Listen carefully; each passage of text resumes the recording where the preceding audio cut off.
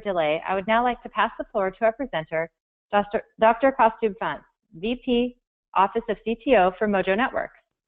Since joining Mojo Networks in 2007, Kaustubh has made significant contributions across multiple functions, including wireless technology, R&D, product management, technical and product marketing, branding and visual communication, and product UI/UX design. Please take it away, Kaustubh. Yeah, thanks, Erica.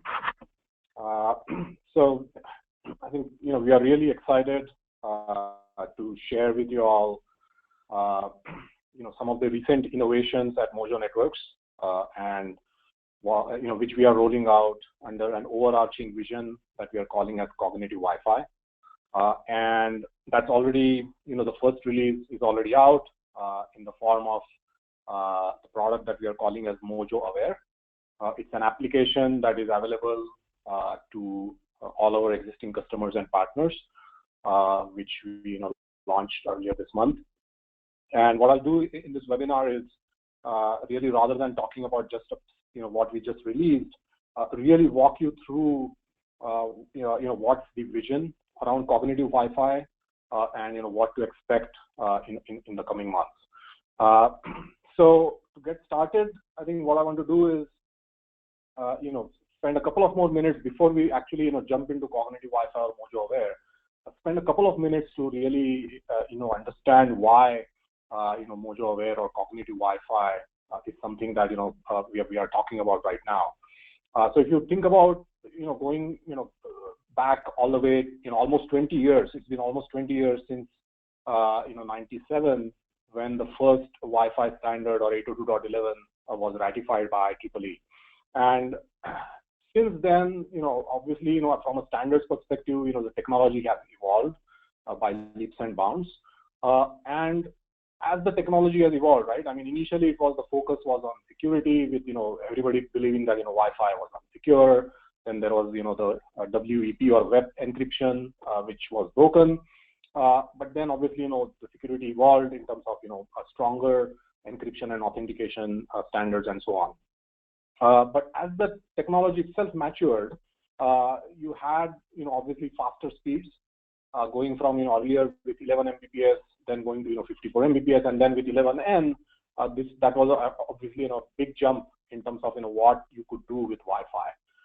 And naturally, as you can see here on the x-axis, as the technology of the Wi-Fi standards progressed, on the y-axis are really the major trends that have shaped the Wi-Fi industry. So it was obviously early 2000s when laptops became more and more prevalent. Wi-Fi users started expecting obviously mobility and features like ability to roam across Wi-Fi access points.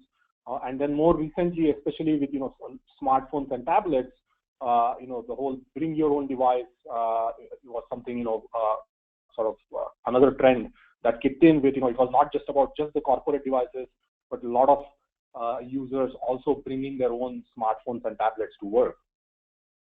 And along those lines, in terms of the evolution, beyond security, then we had obviously the mobility aspects, new features being added in the standard.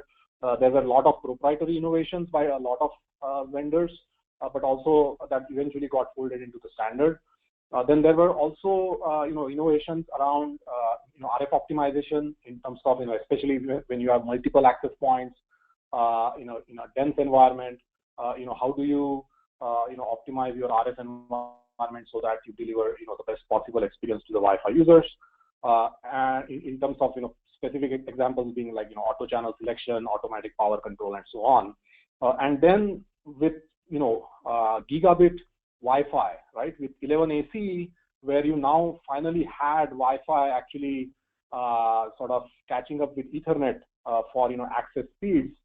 It was really about performance, because it was not just for casual usage anymore, and it was more and more enterprises and users started using it for even real-time applications like voice and video. And the next stage where we are, the next stage over the next almost 3 to 5 years that we actually see that will really shape the Wi-Fi industry from a trends perspective is clearly Internet of Things. or IoT, where it's not just about your traditional Wi-Fi devices that are connecting, but it's also everything from robots in a manufacturing plant to your Nest thermostat to devices like Alexa. Everything is on Wi-Fi, right? And that is really making the stakes higher than ever before for ensuring that your Wi-Fi network is reliable and is up and running all the time and delivers a great experience to those Wi-Fi devices. And the other sort of trend that is really driving the Wi-Fi industry now is, and will continue to do so in the coming future, is an all wireless office, right? So we have been recently talking to a lot of prospects, and it's pretty evident that as enterprises are moving to new campuses or rolling out new buildings, most of them are actually rolling those out as all wireless offices. So it's pretty evident that more and more enterprises will use Wi-Fi for business critical applications, and there will be more devices than ever before on your network, which will be typically anywhere from 3 to 5 times the number of actual employees or users that we expect to get on the network. So while this is true, a recent survey that we did on what we called as realities of Wi-Fi troubleshooting, where we actually collaborated with ZS Research, which is an analyst firm, and interviewed more than 110 enterprises, right? And we interviewed IT directors, network engineers who are managing their Wi-Fi, and it was pretty evident that it turns out that every week at least 1 in 10 employees at a typical enterprise actually will get hit by network downtime. And if you actually look at the cost of the downtime, right, the cost is pretty big. And so, for instance, if you take an example of a 10,000 employee enterprise, a very, very conservative estimate comes to around $2 million per year just because of network downtime. And the reason I say that this is a conservative estimate is because all we have done here is just looked at the number of users impacted by downtime and multiplied that by average salary numbers. But we don't really take into account the intangible cost for other users that were dependent on those who actually experienced downtime, as well as intangible costs of actual business critical applications, like for instance robots in a manufacturing plant actually getting offline because of an outage. And as users, I'm sure you can sort of recognize or identify with this situation where whenever you experience a problem with the network, whether it is a problem accessing the network so that you can't even get online, or even if you do get online, maybe your experience is poor depending on what kind of application you are using. And invariably, Wi-Fi almost always gets blamed because the first thing that comes to the user's mind is that the problem is with the Wi-Fi. The Wi-Fi sucks, and it's not always the case, right? As we will see in a few minutes. However, the IT admins or the network engineers who are responsible for managing the Wi-Fi network get put on the spot, and there is a lot of blame game where it's essentially, rather than focusing on the resolution, invariably the discussion goes on how to minimize the mean time to innocence, as they call it, rather than the mean time to resolution. And if you really think about it from a Wi-Fi user experience perspective, the experience really depends on more than just Wi-Fi. So if you try to look at what are the different stages that a Wi-Fi device goes through before it actually gets online and is able to access the applications, it first associates with the Wi-Fi access points. Once the association is successful, if you have authentication in terms of using PSK or using 802.1x, then the device will authenticate with the network. And once it is on the network, it will actually access network services like DHCP to get an IP address, or DNS to resolve domain names and so on.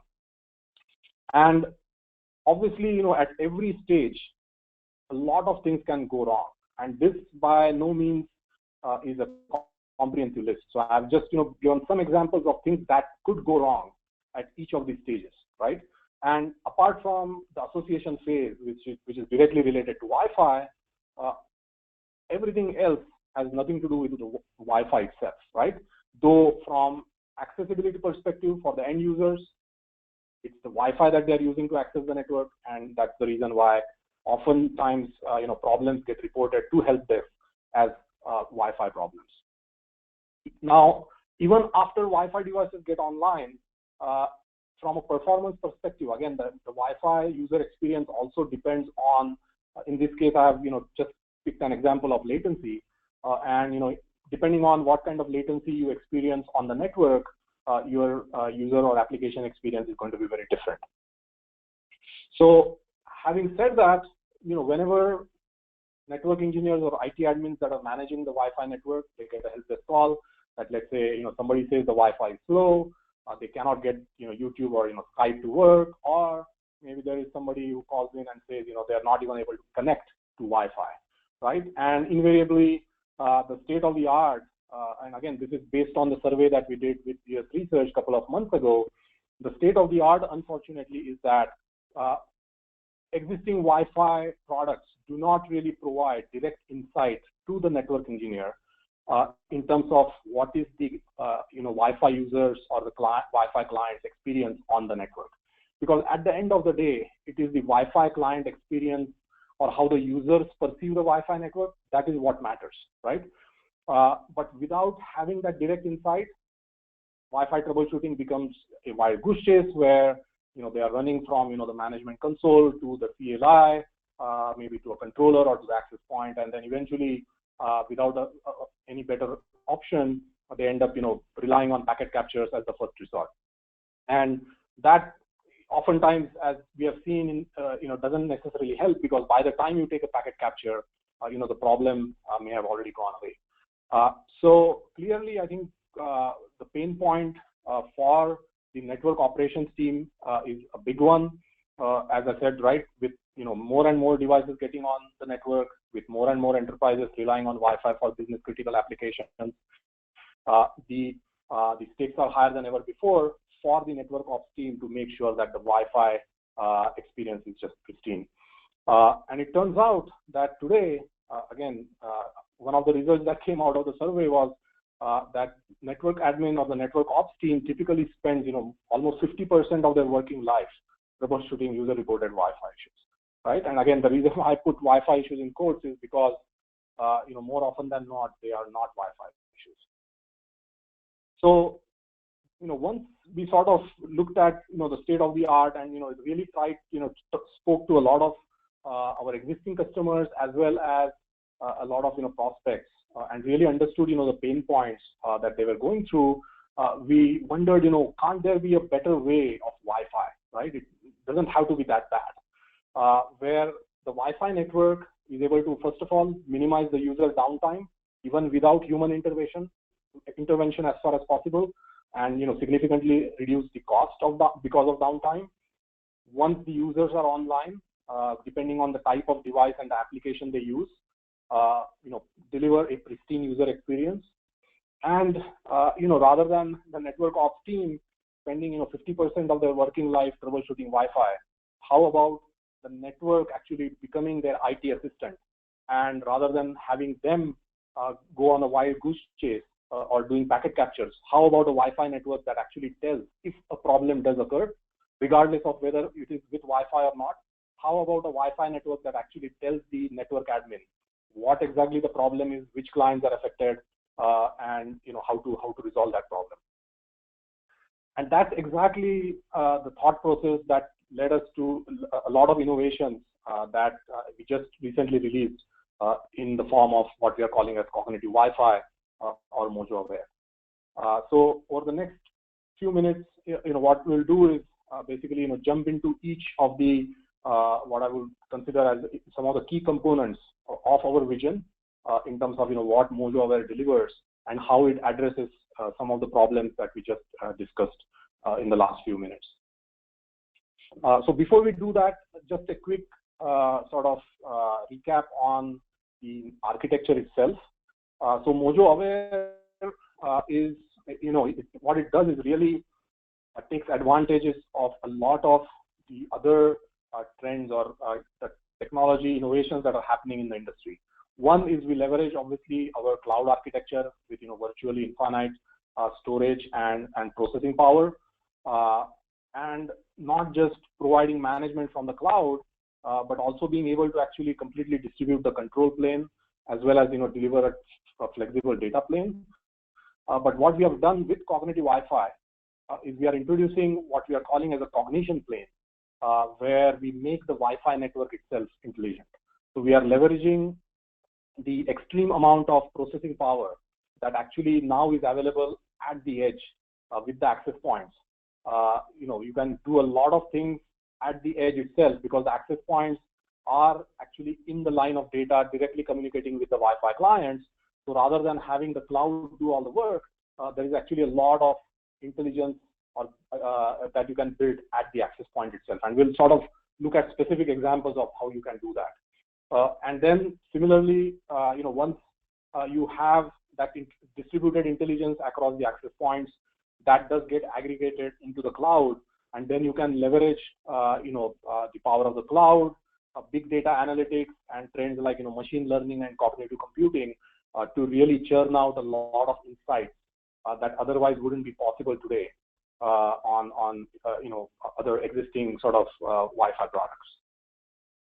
So to jump into some of the components that I just introduced for Mojo Aware, one of the first things that we do is provide a direct insight to a network admin into the experience of the Wi-Fi users or Wi-Fi clients.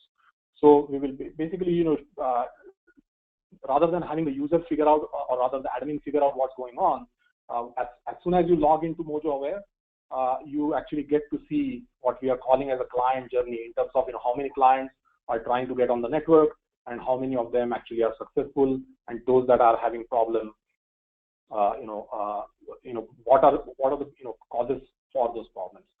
So let me in fact take a break from the PowerPoint and quickly jump into the Mojo Aware UI. So for existing customers and partners who are already well versed with the Mojo Cloud product suite, you can essentially go to the Mojo Launchpad, which is the single sign-on Mojo Cloud dashboard, and you can launch Mojo Aware as an application, right? So as I was talking to you right now, it provides first direct insight into what is happening on your network. So right now, this is in fact, I'm looking at a live view of our network at our headquarters in Mountain View, California. I also have another sort of instance of Mojo Aware, which is looking at another remote office. And while here everything looks okay, all 66 clients that have tried to connect are connected successfully. There are actually at a remote site, I noticed that there are some clients that are actually experiencing problems because of authentication. So this is all live information, gets updated as soon as new clients try to connect to the network, right? And in this case, as soon as I mouse over on the problem, I actually get to know the more specific reasons of why those users or clients are not able to authenticate. So in this case, I see that there are 3 clients that are failing. 2 of them are because of an authentication failure, and there is actually one that is because of, in fact, a fast roaming failure. Now, if an admin wants to drill down, you can click on any of these numbers, and you can actually quickly go to the next level where you get to see the specific clients. So the 3 clients that are facing authentication problems, you can directly actually go in and then again click on any particular client and get to see a detailed client connection log.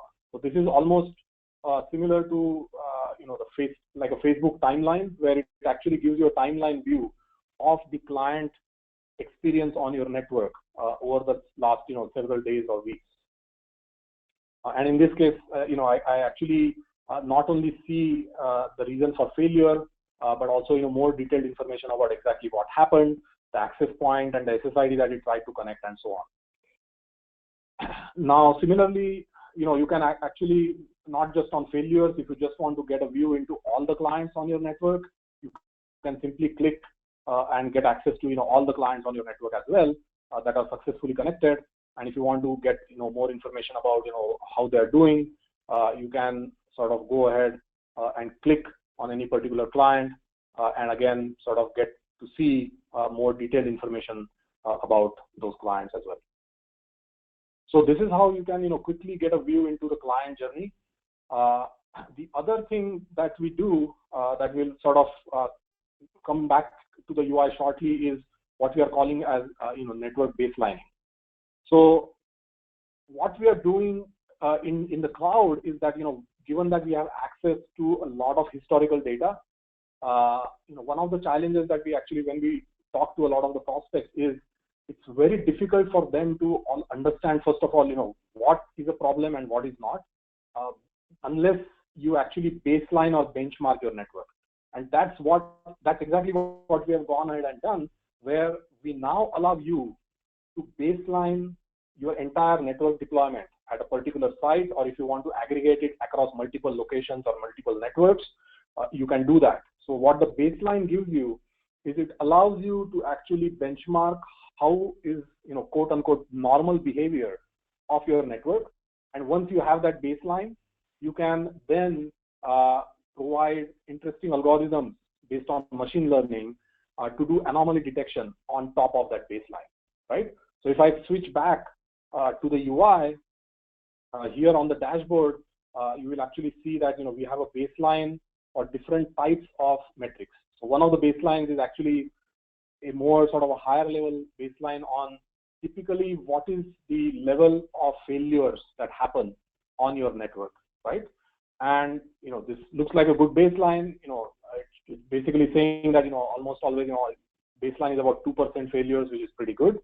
But as soon as there is a spike in the amount or the number of failures, it immediately sort of provides you that insight, and then you can essentially zoom in and you can actually go back in history.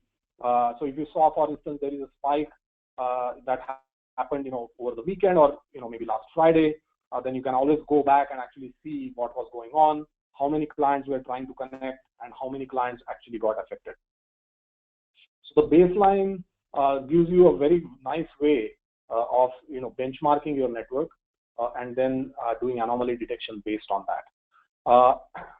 On a specific client level, we can also look at baseline for instance client data rate. So I can go back and actually on a per client level, if I want to know how has the client behaving, then I can know what's the typical baseline. So in this case, this looks like a 3x3 11 AC ThinkPad laptop, and it looks like it's doing pretty good in terms of having a baseline of 200 plus Mbps on average, and it also shows me a trend of how that data rate has varied over a period of time.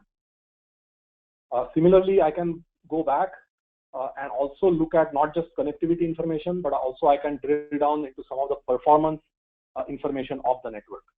So here I have a performance dashboard where directly the system is actually highlighting clients that may have potential problems, and the system will then go ahead and correlate and provide further insight into if you do get a help desk call and if a client is saying it's slow Wi-Fi, then you can quickly drill down and figure out if the client is is it because maybe there is high interference and the client is having a high retry rate, or maybe it's just because the client is on a low RSSI and so on.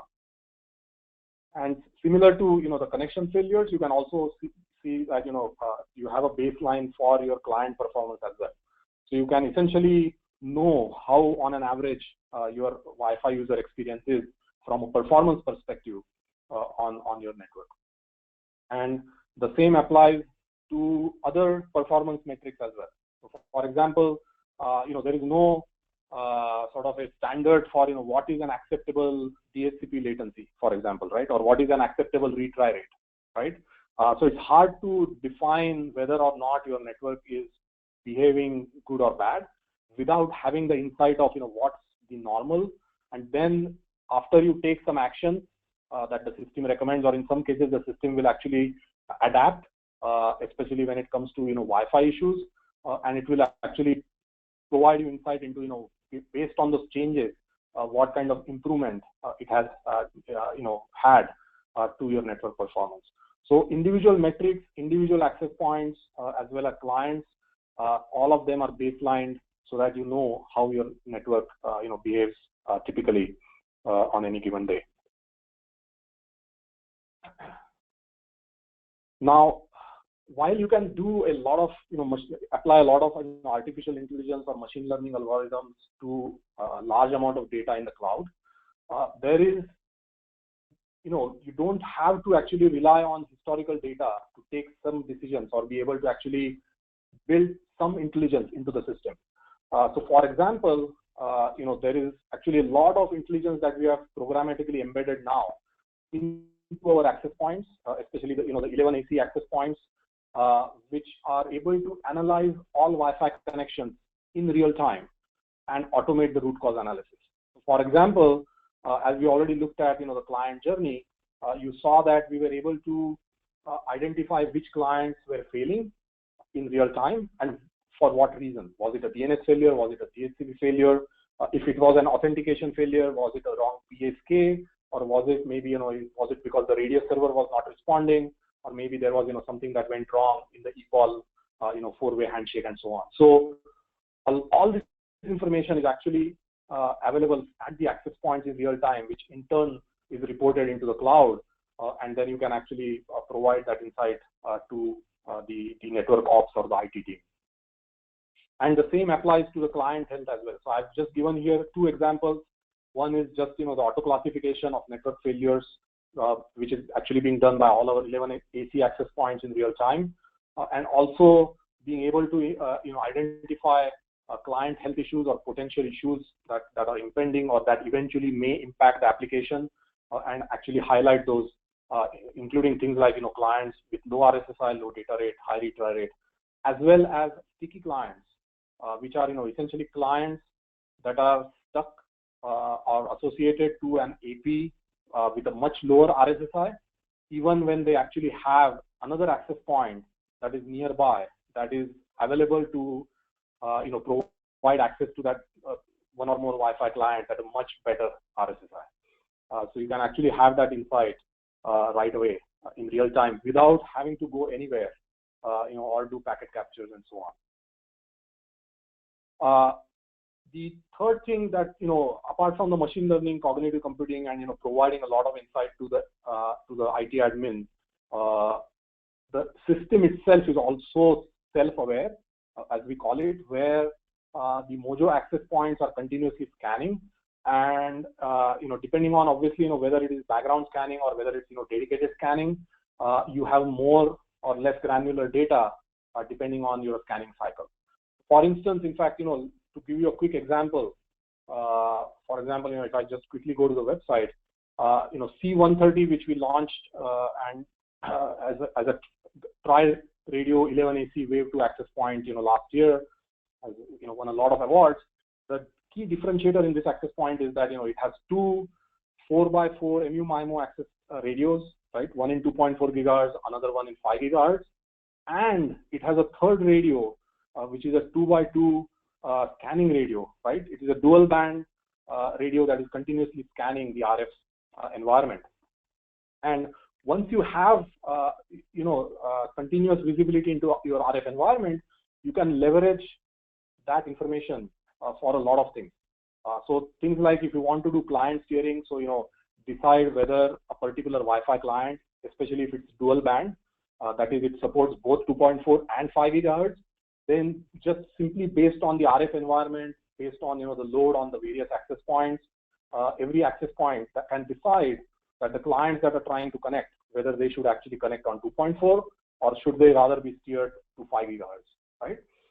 Similarly, if you have sticky clients, then rather than having sticky clients in your network, which will impact your overall network capacity because they end up obviously getting stuck on much lower data rates than they are capable of, you can actually turn on smart steering, which will allow the system to automatically figure out and actually kick out a client if it's stuck to an access point at a much lower RSSI and allow the client to then connect to a new access point at a much better RSSI and hence get much better performance. And then there are many other examples like auto channel selection, automatic transmit path control, or even doing smart handling of broadcast and multicast traffic, which actually becomes very relevant, especially for real-time applications like video or voice over IP, where rather than wasting the wireless, the precious wireless bandwidth for unnecessary control traffic, optimize it so that you actually prioritize real-time applications and deliver the best possible performance to those applications. Now, in addition, actually to the RF optimization, you can also use the third radio for a lot of different applications.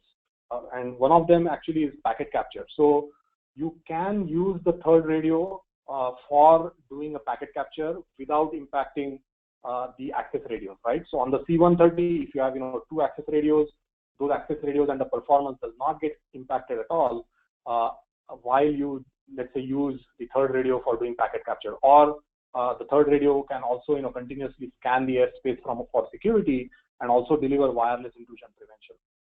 Now, in addition, we have also built an automatic or intelligent packet capture capability into the access points, because as we discussed earlier, right, sometimes by the time you do a packet capture manually, even if it is using, let's say, the third radio on the C130 or maybe using a Wi-Fi sensor, more often than not, the problem has already gone away. So the packet capture doesn't always capture the problem. So what we have done is, rather than making it a manual process, we have built in the intelligence in the access point so that they continuously have a sort of a rolling or a rotating buffer, which for every client connection, they start capturing data or capturing packets. And if the client connection, let's say, becomes successful and everything looks fine, then it throws away the capture. However, if a client connection does experience some problem, for instance, if a client is not able to connect, then it actually saves the packet capture so that the entire interaction between the access point and the client gets captured.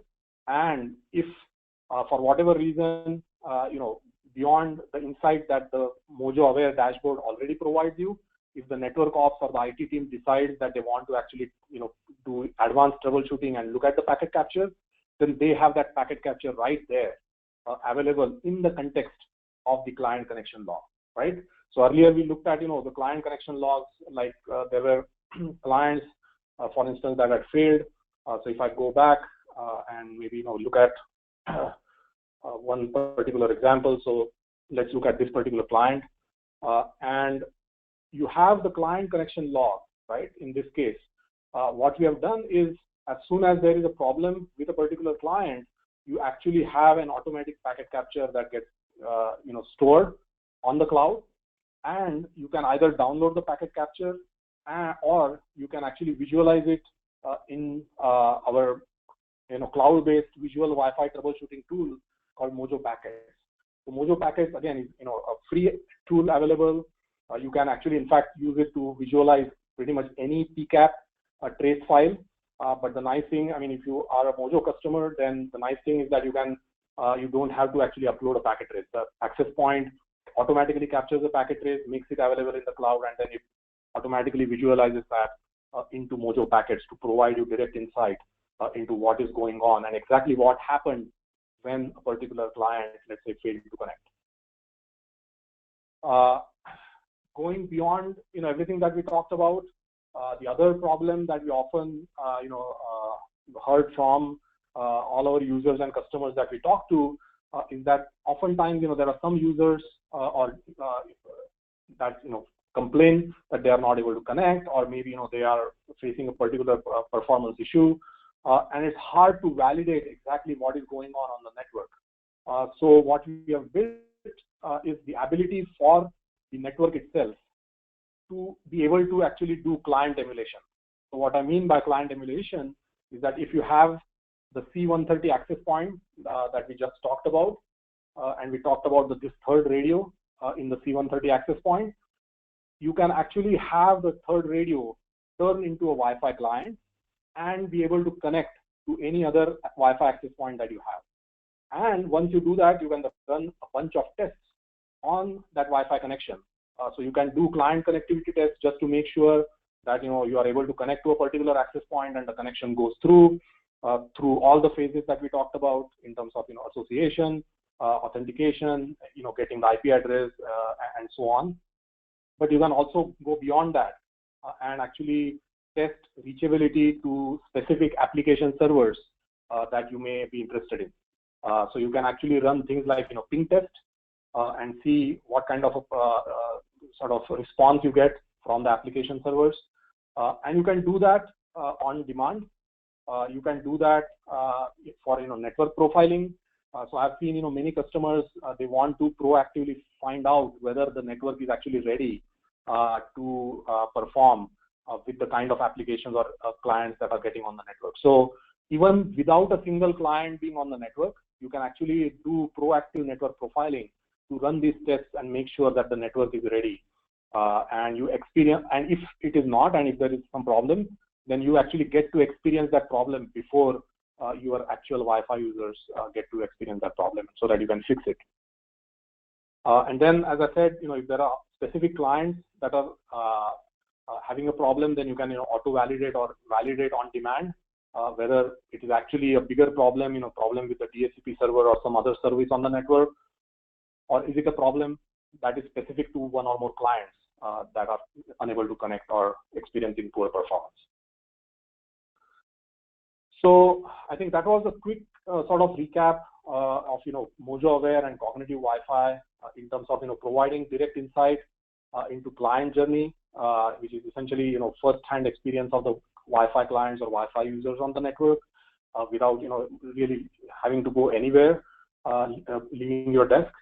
Then the next was machine learning, basically with the power of the cloud and the big data analytics. We are able to churn a lot of historical data and use machine learning to provide further insights in terms of, for instance, if you looked at one application of machine learning which was baselining, where you could actually benchmark the network performance, and it could be overall network performance, it could be a comparison of one site versus another site, or it could be actually a specific metric that you want to benchmark, which is whether it's DHCP latency or whether it's your retry rate and so on. Then going beyond machine learning, what we have done is rather than just relying on historical data, we have embedded a lot of intelligence, essentially a lot of the Wi-Fi domain expertise that already exists. We have embedded that into our access points programmatically, so that the access points almost are able to operate like they are Wi-Fi experts and able to provide real-time insight to the IT team or the network ops team in terms of what is going on in the network at any point in time, or stores a lot of that information in the cloud so that you can always go back and look at that historical information. Then, in terms of intelligent RF optimizations or automatic packet capture or client emulation, what we have really done is automated a lot of the manual or mundane tasks that IT teams or network ops team have to do, and rather than having them react to problems, we have made an attempt to build that intelligence into the Wi-Fi network itself, so that the Wi-Fi network is self-aware. It is continuously monitoring what is going on and based on what kind of issues or problems it sees with the client experience. It can use things like automatic packet capture, turn the third radio of the C130 access point into a client, and validate some of the issues that it's seeing on the network and provide that further insight to the IT team. So with that, I would like to pause and sort of open the floor for any questions. Great, thank you so much, Kaustubh. And as we open it up for some questions, there are a couple that have already come in. I just would like to remind everyone to go ahead and use that Q&A window on the GoToWebinar panel, or the chat window works as well. There was a question specifically, I'm sure everyone's asking if there's a way to view this later at another time or share this with someone else. Absolutely, we will be, this is being recorded and we will be sending this to all people who have registered and also attended so that you have a copy that you can view on demand and share with anybody. And we'll also be posting this on our YouTube channel, which you can be found at Mojo Networks. So there are ways to view this at a later time, and we will follow up with everyone. There is a question specifically, Kaustubh, around the sticky clients. Could you talk a little bit more about how they are released so that they can connect to a better signal? Sure. So what we do is essentially if you do turn on smart steering, so what typically happens is, sticky clients, if you detect sticky clients, then it means typically that, you do not have smart steering turned on. But if you do turn on smart steering, then what the access point, which is actually right now, the one that is catering to the sticky client, what the access point will do is that it will send a disassociation packet to the sticky client. Essentially, it will basically throw that client out, and it will, discontinue the association. And then the client, typically the client, the way they are programmed is to look for the best access point that is around them. So once the client gets pushed out from the current association, it will look around for another or in general access points around it, and then it invariably will pick the access point that has the best RSSI signal for that client. Great, thank you. And there is a couple questions actually coming in around how to evaluate our solution. So for anyone who is interested, you can visit our website, mojonetworks.com, and you can actually request a trial demo or schedule a one-on-one with one of our cloud experts to get your own personalized demo. So definitely visit our website, and you can go to the contact page and get all those details. Our next question here is coming up, Kaustubh, around reporting. Specifically, if we're able to, people are now able to generate reports with the information that the Mojo Aware dashboard provides. Sure. So I think that's definitely, the next phase of the evolution, where obviously there is a lot of rich information that is available on the dashboard. The next phase that we are working on is definitely, bringing or allowing the ability for the network ops team or the IT team to get alerts, so that even if they are not in front of the dashboard, they will get alerts, as well as being able to report it. So if you want to, schedule performance reports, then be able to, sort of define a report and get that report, on a weekly basis or whatever cadence that you want. So the reporting is still, and alerting is still right now in the current release is not there, but it is planned. It's on the roadmap and planned for a release in the near future. Great, thank you. Someone else is actually asking about currently, if you are a Mojo user, what are some ways to find some best practices for deployment, including installation of settings in the console? So for anyone who's interested, we do have some resources on our website, but also we can happily follow up with you individually if you just let us know what, if you would be interested. We can send you some larger deployment guides and best practices as well. Yeah, absolutely. So we do have, deployment guides, and that are catered to, specific types of environments, because, the best practices also vary depending on, what kind of environment you are deploying your Wi-Fi network in. So if you are, let's say, a school or a university, and expecting a highly dense environment where you have lots of access points and also a lot of clients connecting to the access point, then, you want a certain type of configuration, versus maybe if it's a warehouse with, tall or very high ceilings, then the best practices are going to be slightly different. So, but we do have, all those guides, and as Erika mentioned, just drop us an email, and we'll make sure that you have them. Great, and this is just to reconfirm as well, this is a cloud-based solution, so there is a question if there is any possibility that this would be available on-premise as well. So I think some of the basic things that you just saw, Mojo Aware, so today it is available only in the cloud. We will, so I know that, we do, while, majority of our customers are on the cloud, we do continue to sort of support customers that today have chosen not to get into the cloud. So we will have a release coming out in the near future that will also have support for on-prem customers. But right now, the application is only available through the Mojo Cloud. But actually, just one more comment I would like to add is that definitely, given that you invariably have limited resources, whether it's processing or storage for on-prem, once you look at a a hardware appliance that you are stacking up in your data center, then invariably you have limited resources, and to really get the full benefits and the power of cognitive Wi-Fi, obviously cloud has the power to deliver that. So that's why obviously it's recommended. We always sort of try to get most of our customers to adopt the cloud, and we do see that as becoming a big trend where a lot of our customers, even those that are very security sensitive, are actually now adopting the cloud across different verticals, whether it's retail, whether it's schools or universities, or even large enterprises, or even like banks or financial institutions and so on. Great, thank you. A couple questions around the product again. Within the WIP, Kaustubh, is there an alerting for authentication floods or honeypots?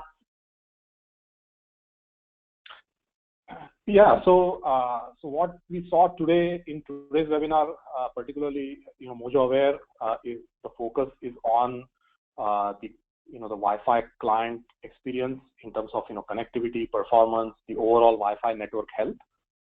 However, obviously we have the best wireless intrusion prevention technology in the industry. Mojo Networks was previously Airtight Networks, and we come from a wireless security heritage. So we do have the wireless intrusion prevention system that actually provides you that insight.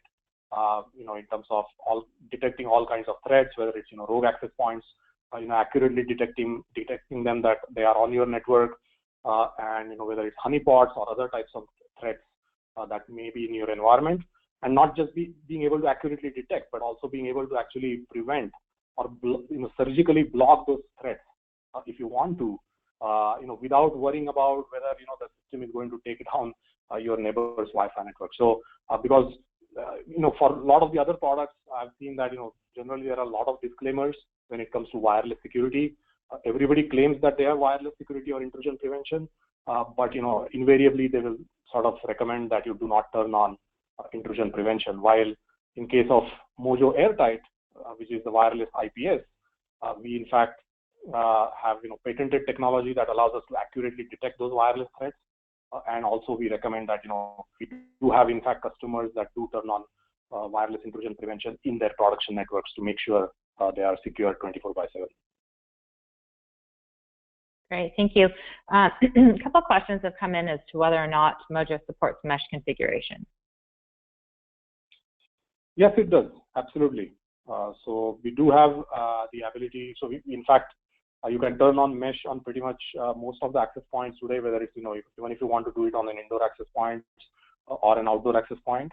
So you can have a mesh network with Mojo, absolutely. Great, thank you. And someone was actually just asking in general how we're different from other vendors such as Meraki or Aerohive. Right.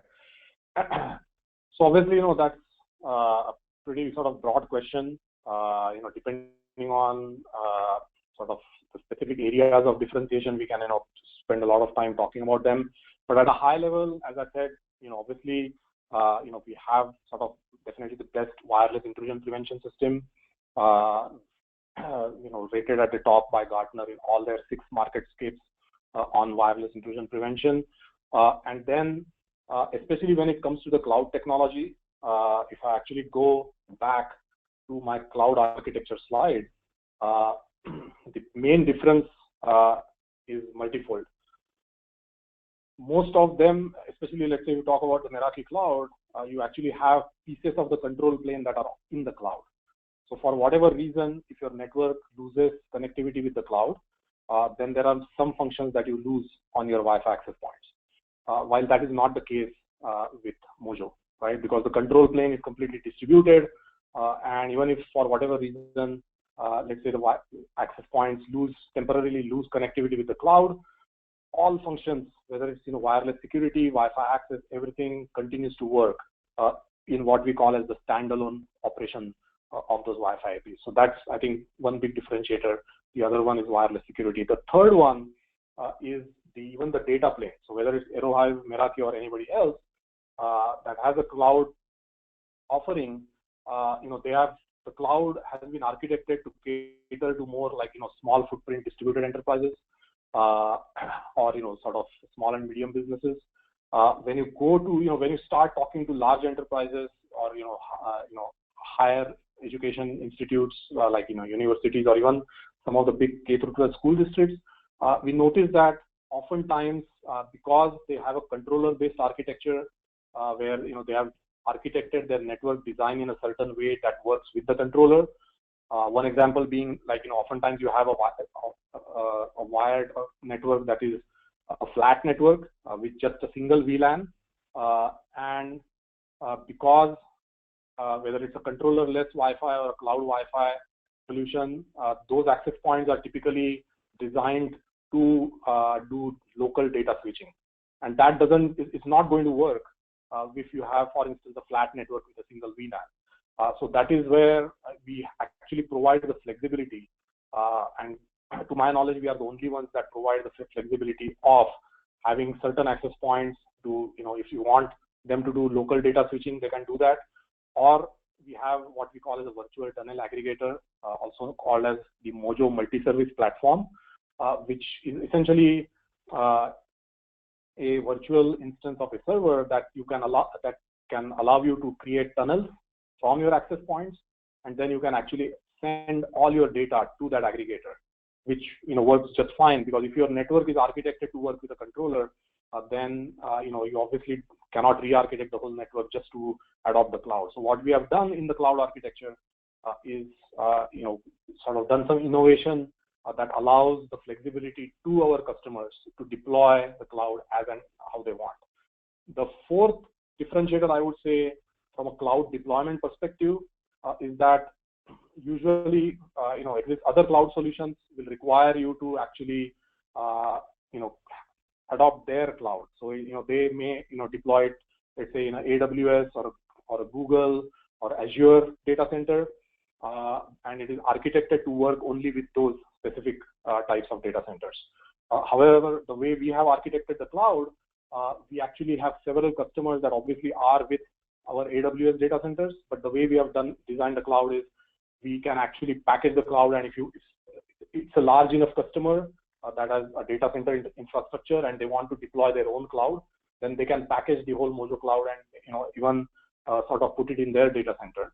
We also have a lot of partners that are in fact packaging the cloud in their data centers and offering it as a managed service to their customers.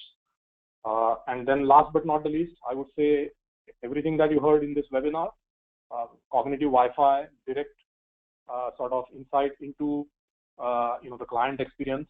To my knowledge, none of the Wi-Fi vendors in the industry today are able to actually deliver this insight in their product.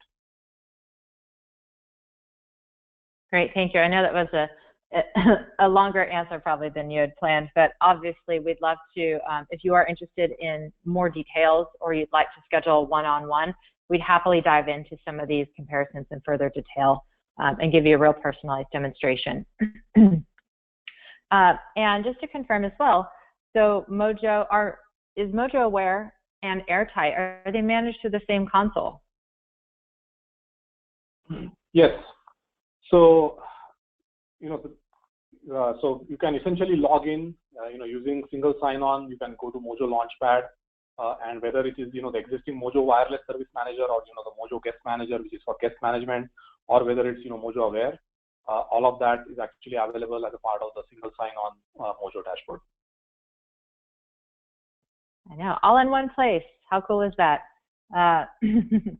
And another question, and this just lightly touches on our future vision for open standards, but Kaustubh, there is a question around if someone currently has another vendor's access point, would Mojo support those third-party APs? And at this time, no, but I'd love for you to talk more about that if you'd like. Sure.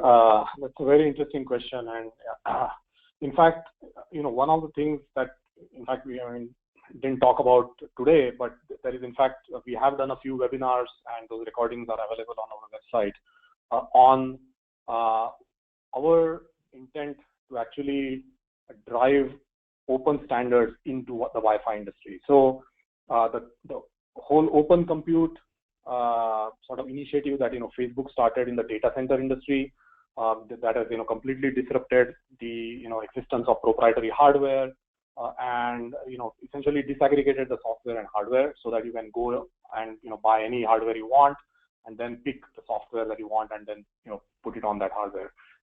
We want to drive that same kind of freedom and liberate our customers, or in general the industry, from proprietary hardware, right? Because we believe that all the innovation that has happened so far from a hardware perspective is really now consolidated into the chipset itself, whether it's Qualcomm or a Broadcom chipset and so on. And most of the innovation going forward is really going to be in the software, right? So we are, in fact, we recently became a member of the OCP, which is the Open Compute program, and we, in fact, have sort of presented our vision around bringing open standards into Wi-Fi. So yes, the answer is no today, but we are making our efforts to actually delivering on that vision, where in the future we see the possibility of letting customers buy whatever hardware they want, and then being able to connect it to a Mojo Cloud or a Cisco or a Meraki or whatever that is that they want to use, so that it provides that kind of flexibility and liberates people from high margins and vendor lock-in that currently we see in the industry. All right, great, thank you. I believe this answers most of the questions. I know a couple more have come in, but we'll reach out to you individually, as I think our answers require a little more time and detail. But I'd like to again thank everybody for joining, and just quickly to review, if you do qualify for a free Mojo access point and 1 year of cloud services, we will be reaching out to you as a follow-up to this webinar for attending. So all attendees who joined today